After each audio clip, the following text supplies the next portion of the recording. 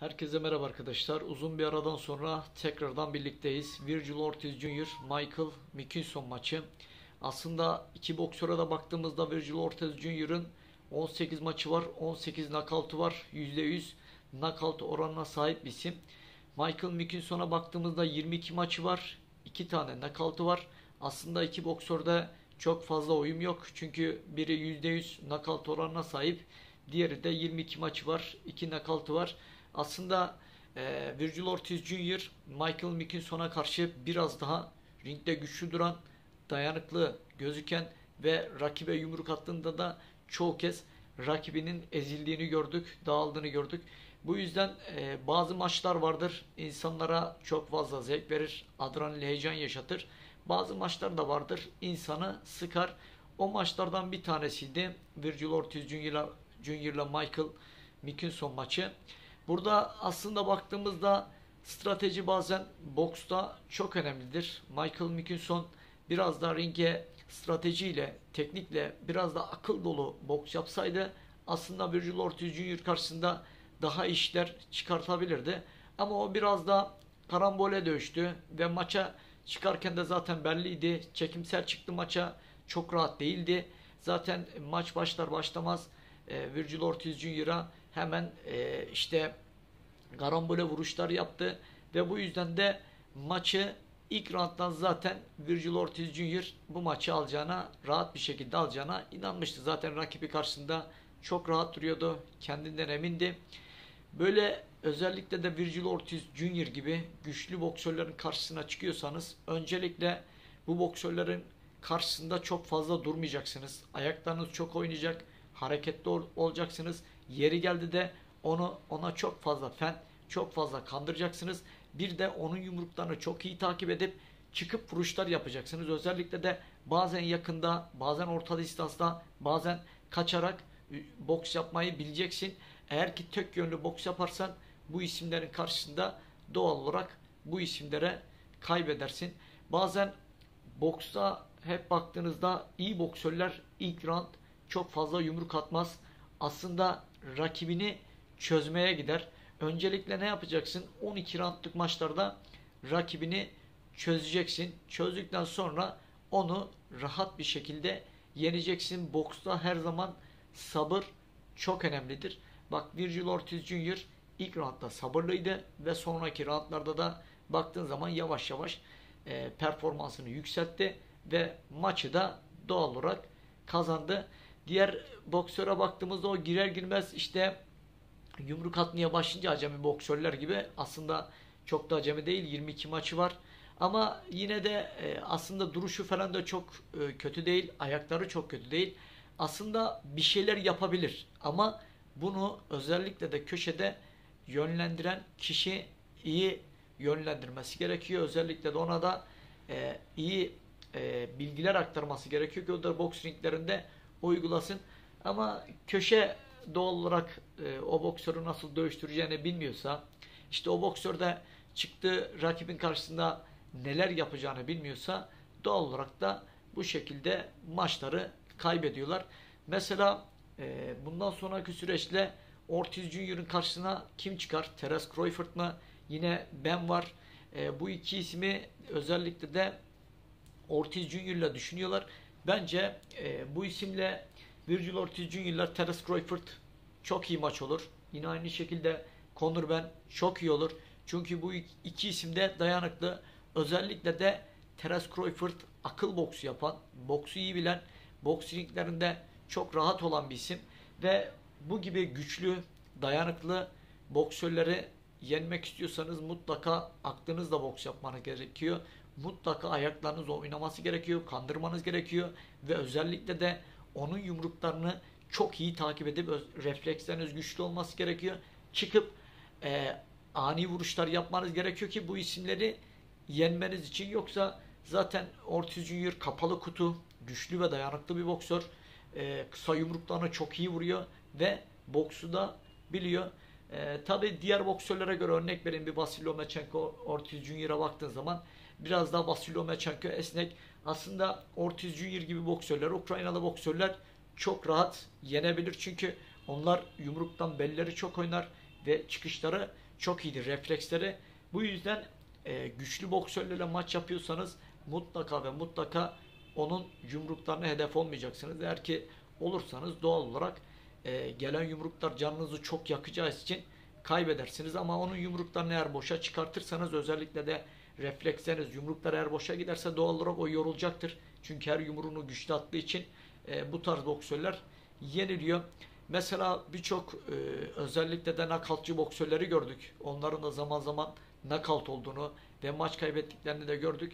Eğer ki Virgil Ortiz Jr.'ın karşısına özellikle de boks IQ'suna sahip Terence Crawford gibi, Errol Spence Jr. gibi isimlerin çıktığında biraz daha Ortiz Jr.'ın işi zor olacak. Ama bu tarz örnek vereyim, zayıf fiziken, hem fiziken boks IQ'suna çok iyi sahip olmayan boksörleri doğal olarak Virgil Ortiz Jr.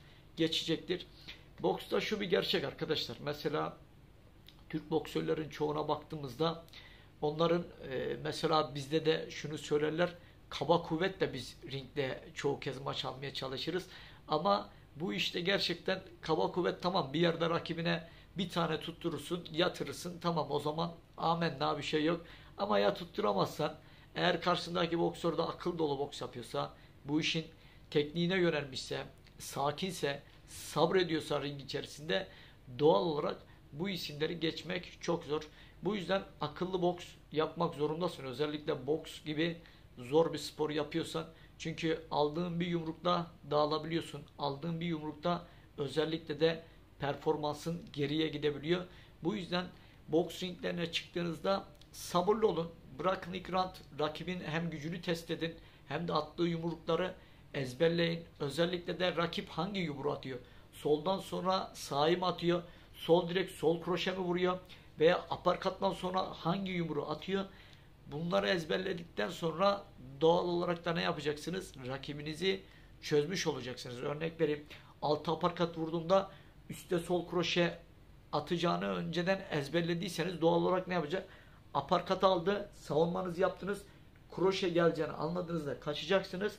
Tekrar siz ona kroşe vuracaksınız. Bu sefer o puan alması gerekirken, eğer ki kaçmazsanız o puan alacak. Onu çözmezseniz, ama onu çözdüğünüzde doğal olarak da siz ondan puan alacaksınız. Buna mutlaka ve mutlaka dikkat etmeniz gerekiyor. Mesela Evander Holyfield Mike Tyson maçına bakın. Evander Holyfield o maçta hem fiziğini kullandı hem Mike Tyson'ı çok iyi çözdü ve ondan sonraki süreçte ilk roundlara bakın. Aslında Mike Tyson ilk roundlarda çok iyi işler çıkartıyor. Evander Holyfield'a her yerden yumruk vuruyor. Ama sonrasına bakın, çözdükten sonra Evander Holyfield doğal olarak Mike Tyson'dan daha yumruk yemiyor. Çoğu yumruğunu boşa çıkartıyor. Çok iyi savunmalar yaparak ve Mike Tyson'ın karşısında galibiyet elde ediyor. Eğer ki siz bir boksörü çözerseniz o boksör sizi asla yenemez. Mesela Tyson Fury'ye bakın. Mesela niye Anthony Joshua ile çok fazla maç yapmak istiyor? Veya bundan önce diğer boksör neydi? 3 kez yendi dilimin ucunda, Deontay Wilder'la. Çünkü çözdü. Ve ikisini de mesela yine Anthony Joshua'ya da yeneceğini bildiği için bu isimlerden çok fazla maç yapmak istiyor. Niye? Bu isimleri yenebileceğine inanıyor. Ama bir Oleksandr Usyk'ten kaçıyor demeyelim de bu maça hiç sıcak bakmıyor ve bu maçtan elinden geldiği kadar uzak durmaya çalışıyor. Çünkü şunu biliyor, Oleksandr Usyk boks IQ'suna sahip ve ring içerisinde çok zeki, vazgeçmeyen bir isim. Kolay kolay yumruk yemeyen, yumruklara hedef olmayan bir isim. Bu yüzden de bazı akıllı boksörler, özellikle de eğer ki bir boksörü kendisinden daha teknik olarak, yetenek olarak, boks IQ'su olarak iyi görüyorsa, doğal olarak eğer ki bir de bir serisi varsa, ismi varsa, isminin düşmemesi için, serisinin bozulmaması için bu isimlerden hep kaçacaktır. Boksta ne yazık ki bu var arkadaşlar. Doğal olarak boksta akılcı hareket etmek zorundasınız. Mesela Canelo Alvarez için ne diyorlar? Hep diyorlar işte gene de Golovkin'i bekledi veya diğer boksörleri hep yaşları gelince onlarla maç yaptı diyorlar. Ama şu da bir gerçek. Canelo Alvarez yakında genç bir boksörle de maç yaptı. Yani performansının zirvesinde olan bir isimle de maç yaptı. Yani arkanızdan da hani şu da bir gerçek, yani başarılı insanların arkasından çok fazla konuşurlar. Bence Canelo Alvarez'in arkasından da bir yerde konuşuyorlar. Tabi şu bir gerçek, zaman zaman onun karşısında haksızlığa uğrayan boksörler oldu mu? Oldu. Gennady Golovkin, Erislandy Lara. Ama şu da bir gerçek. Dimitri Bivol gibi bir boksörün karşısına da çıktı. Genç bir boksörün, diri bir boksörün. Yani ona da kaybetti. Boksta şu bir gerçek. Bir maçla var oluyorsan bir maçta da dibe vuruyorsun. Bu yüzden hani şunu hiçbir zaman demeyin, işte Tyson Fury'nin neden Alexander Usyk'ten işte çekiniyor. Aslında bu korkma değil, hani çekinme de değil. Ya sadece o maçta eğer ki %100 emin olsa zaten o maça gözü kapalı çıkar. Ama neden bir isim düşünün, hiç yenilmemiş. Neden bu isim yani yenilgisiz serisini işte Alexander Usyk gibi bir ismin karşısına çıkıp riske atsın. O yüzden hani bazı boksörler serim hiç bozulmadan emekli olayım istiyor. Herkes beni yenilgisiz bir boksör olarak bilsin istiyor. Mesela Floyd Mayweather gibi. Ama boksta şu korkuyla da çıkmayacaksın. Yani işte serin bozulacak, işte bu olacak. Boks bu. Çıkarsın, ya kaybedersin ya yenilirsin. Kaderinde ne varsa onu yaşarsın. Aslında boksta şu bir gerçek. Boks her zaman bazen bize sürprizler gösterdi. Hiç ummadığımız boksörler yenildi. Hiç ummadığımız boksörler kazandı. Bu yüzden boksta bazen de şu bir gerçek. Bazı boksörlerin ringe mesela çok iyi hazırlar kendisini. Bakarsın bambaşka bir boksör görürsün. Diğer boksörden çok fazla şey beklersin. İşte onu favori göstertirsin. Ama bir bakarsın ringe çıkar ölü gibi. Hiç çalışmamış. Eli kolu gitmiyor. Dersin ki buna ne oldu? İşte biz bunu söylüyorduk. İşte bu kazanacak diyorduk. Ama boksta şu da bir gerçek. Boks artı bir yerde performans çalışmak bir yerde de boksta da şu bir gerçek. Tek bir yumrukla yani bütün çalışmanda boşa çıkabiliyor, knockout oluyorsun. Sürpriz yumruk gelince. O yüzden biz her zaman boksta şunu diyeceğiz. Öncesinde asla konuşmayacağız. Tabi boksörler hakkında, onun boks hakkında yorum yapacağız. Ama kesin bir şey konuşma şansımız yok. Son 30 saniye bile gelen bir yumruk o maçın kaderiyle oynayabilir. Bu yüzden öncesinde hiçbir zaman şu net kazanır demeyelim arkadaşlar. Buna özen göstertelim ama tabii bir favori göstertin. İşte deyin ki benim bu maçta favorim bu. Bunun kazanacağına inanıyorum. Bunu diyebilirsin. Bunda bir şey yok ama bazen bazı arkadaşlar şunu söylüyor. Kesinlikle diyor bu kazanacak, bitti diyor. Bu da olmaz arkadaşlar. Yani zaten ben çoğu kez bu yüzden sorun yaşıyorum. Ama herkesin görüşüne, düşüncesine saygım var. O onu seviyor ve onun kazanmasını istiyor. Doğal olarak bu sevgiden kaynaklı gözü diğer boksörü asla görmüyor. O iyi mi kötü mü hiç fark etmiyor. Yani bu şekilde de sevinmek bir boksör adına çok güzel bir şey. Şimdilik benim söyleyeceklerim bu kadar. Konuyu da çok fazla dağıtmayayım.